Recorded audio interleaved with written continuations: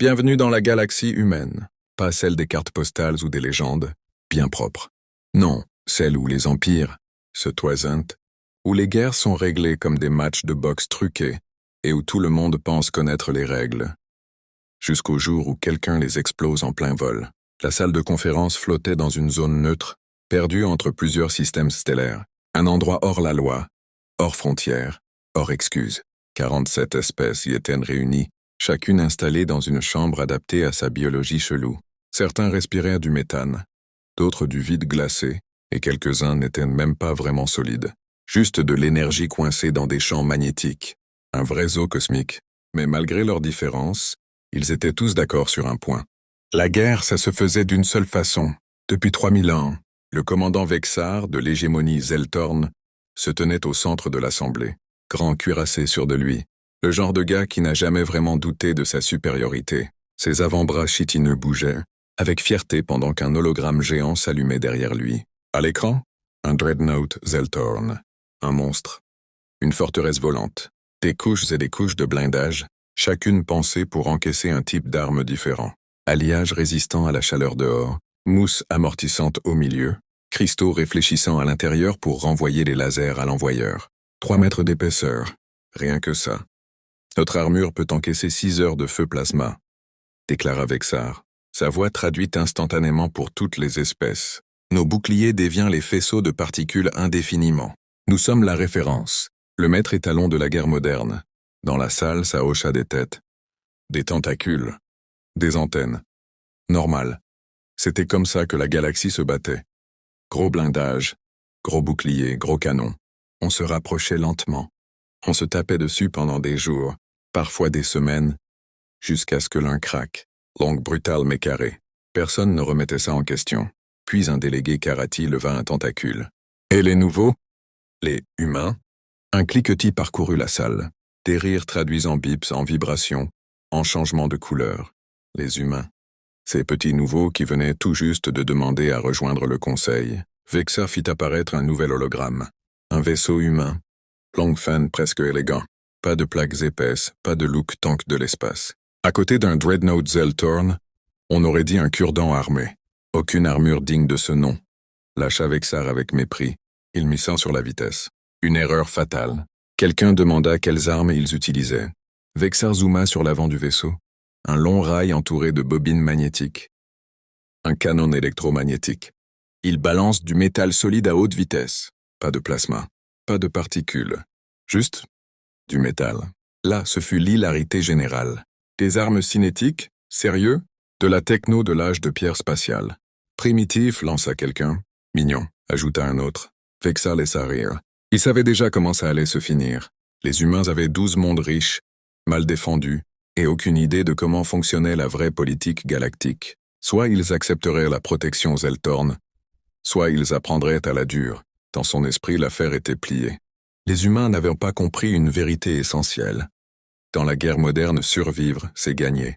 Et ils allaient payer pour cette ignorance. 3 semaines plus tard, la flotte Zeltorn était prête à bouger. 57 vaisseaux de guerre alignés au bord de l'espace zélarnien, parfaitement synchronisés, propres comme une parade militaire.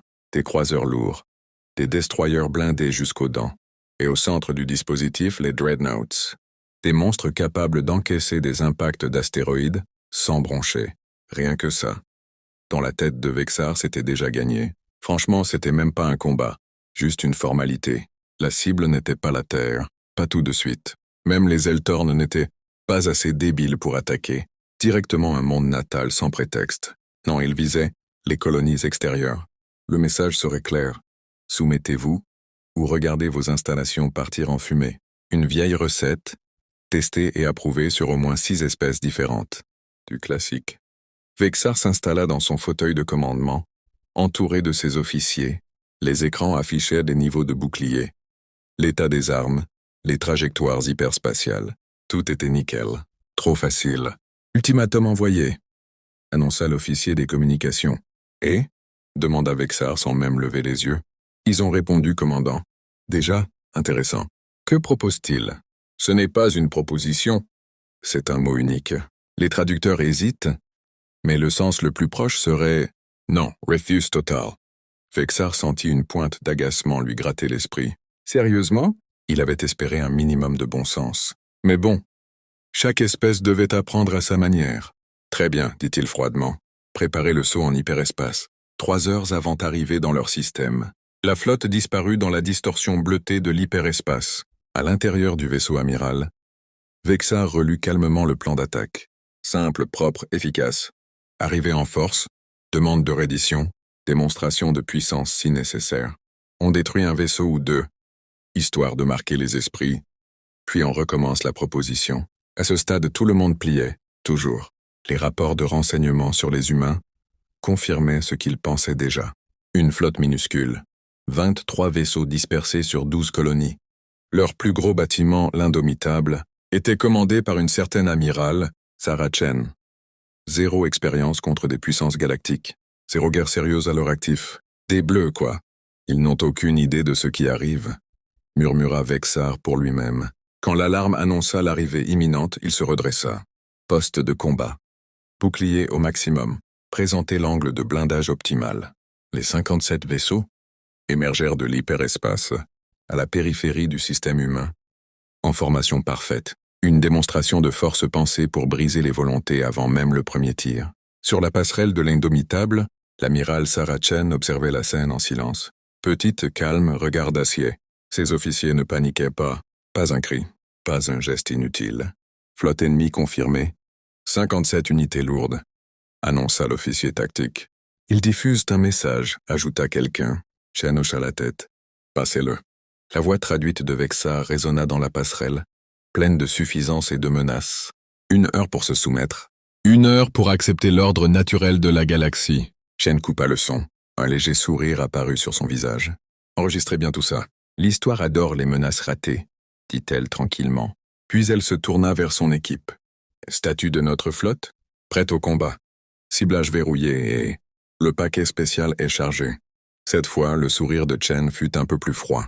La galaxie pensait encore jouer à la guerre du siècle dernier.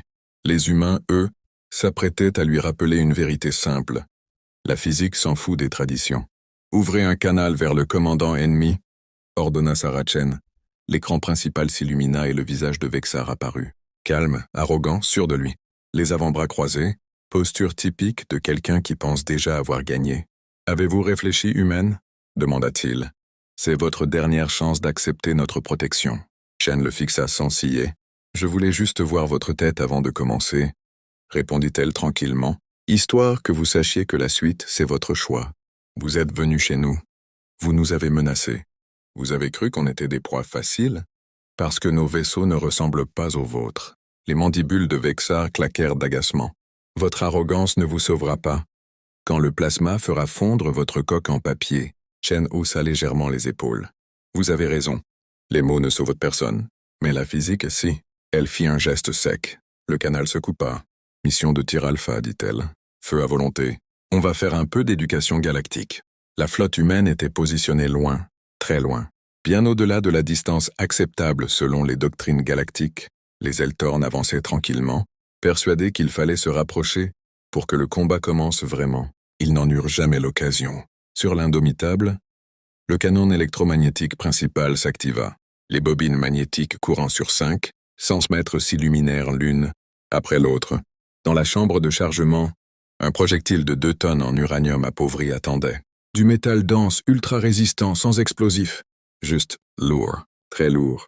Séquence de tir, annonça l'officier d'armement.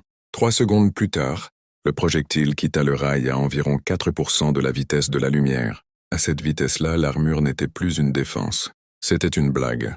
Le slug traversa l'espace en moins d'1 minute. Les boucliers Eltorn, conçus pour dévier des particules chargées, détectèrent l'objet, mais ne purent rien faire. Ce n'était pas de l'énergie, juste du métal lancé comme un dieu en colère. Impact. Le projectile frappa le dreadnought de tête à un angle léger. Le blindage censé résister pendant des heures n'eut même pas le temps de chauffer. Il fondit, littéralement. 3 mètres d'armure traversés comme du beurre chaud, puis les couches internes, puis le pont de commandement, puis le réacteur. Le slug ressortit par l'arrière, laissant un trou parfait, net presque chirurgical. 3 secondes plus tard, le dreadnought explosa, visible depuis la Terre. Sur la passerelle Seltorn, le silence fut total. Oh, et qu'est-ce que... balbutia Vexar. Il n'eut pas le temps de finir. 5 autres tirs, 5 autres impacts. 2 réacteurs en surcharge. Manœuvre d'évasion. Bouclier au maximum. Riposter. Hurla-t-il enfin. La flotte se dispersa. Tira des torpilles plasma. Activa la défense rapprochée. Trop tard. Les ordinateurs humains avaient déjà calculé chaque trajectoire possible. Toutes les esquives. Toutes les erreurs.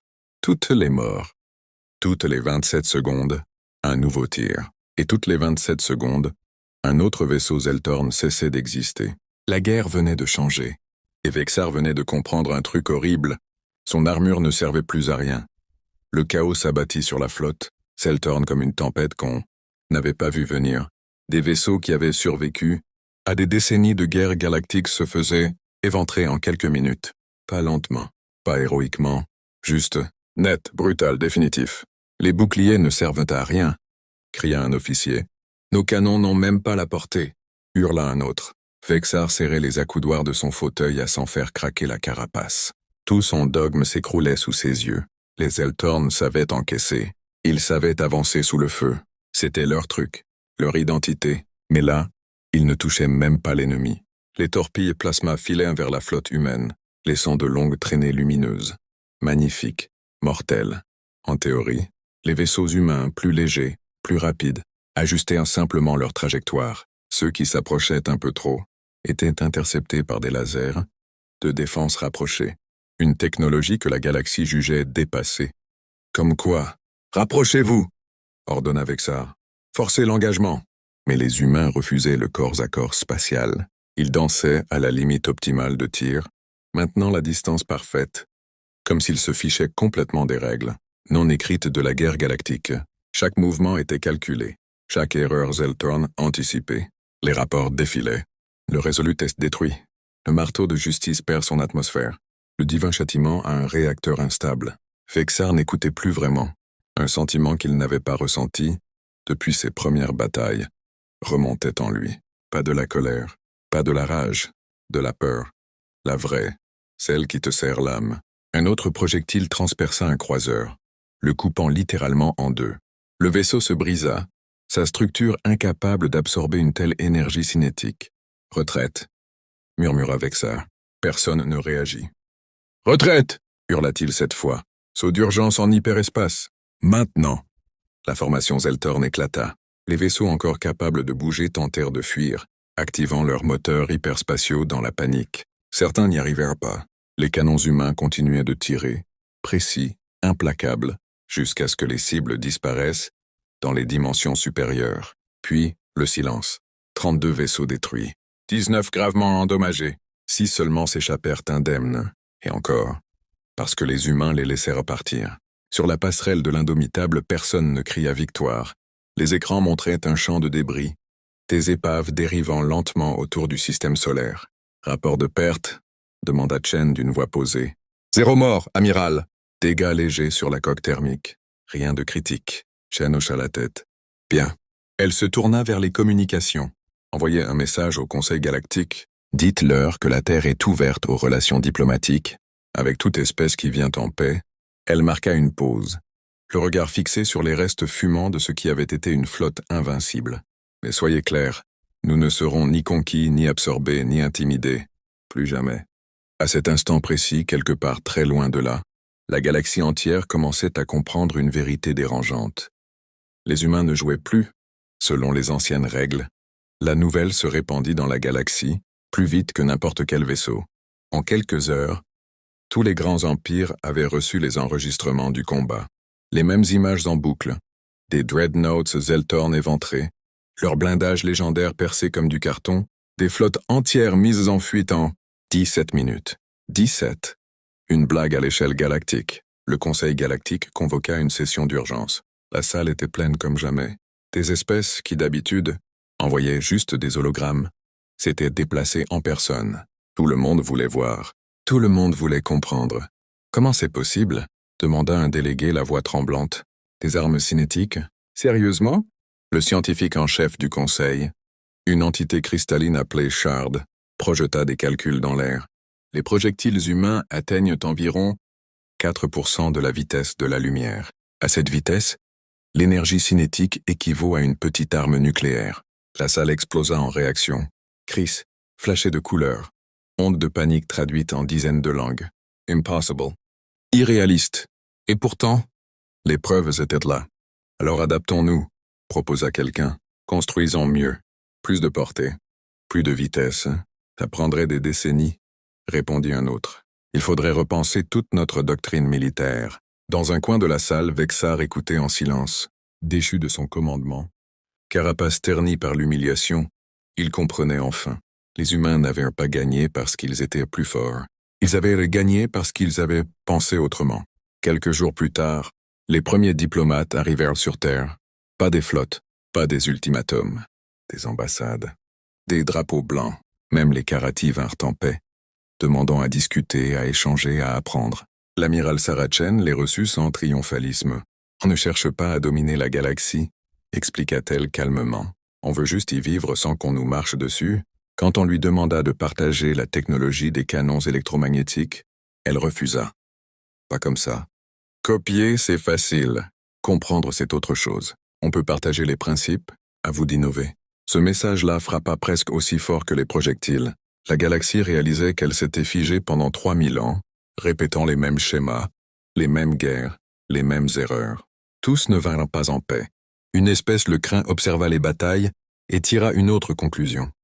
Les humains étaient trop dangereux pour être laissés tranquilles.